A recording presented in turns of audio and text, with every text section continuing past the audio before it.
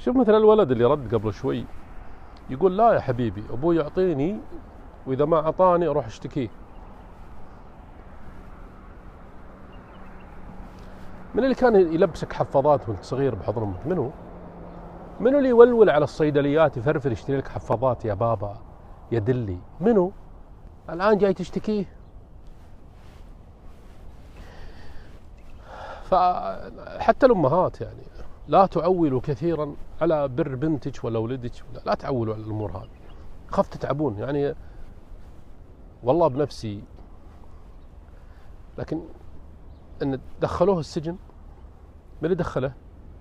بناته وعياله مشتكين عليه على موضوع مالي. أخسكم وأخزاكم الله. مربي لي سلقها أفضل منكم، دخلين أبوهم ليش؟ والله في علشان أمهم. أنت يا بنت، أنت يا ولد، إذا صار مشكلة بينك وبين أمك وأبوك لا تصف مع أحد، هذا جنة وهذا جنة وهذا نار وهذا نار، خليك بالنص، ارضي الجميع. حياتك انك ترضي الجميع قدر المستطاع، حتى لو كان ابوك ما هو مسلم. يا اخي الله حكم، حتى لو انه مو مسلم واجب عليك تطيعه وتبره، الا اذا قال لك شيء محرم. فكيف هو مسلم مصلي يخاف الله؟ حتى لو كان مقصر عنده معاصي وذنوب واجب تطيعه.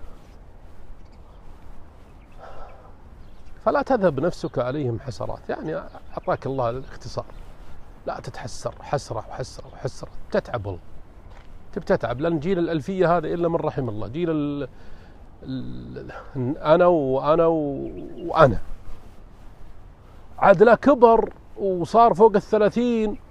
والله صح. طيب أنا أقعد أتعذب لين تصل أنت 30 سنة وأنت بتعيشين بعذاب لين بنتك تكبر ما شاء الله ويصير عاقل وتعقل؟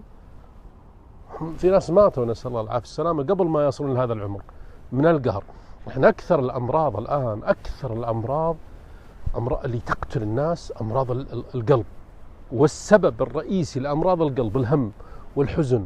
وكنت أتوقع وكنت أحلم وكنت أتمنى ولدي راح يطلع وبنتي راح تطلع، وطلع والله حشمكم ما بهم خير، طقعان ما بهم خير. لا يا حبيبي، لا تبذل، بس لا تذهب نفسك عليهم حسرات وتتول وتقعد تفكرين بنتي ولدي. لا، بالنهاية أنت بقبر وهو بقبر، وبالنهاية فردة، بالنهاية تتقطع الأنساب، ما في نسب يوم القيامة. كل واحد يعيش حياته لوحده ويحشر لوحده ويحاسب لوحده.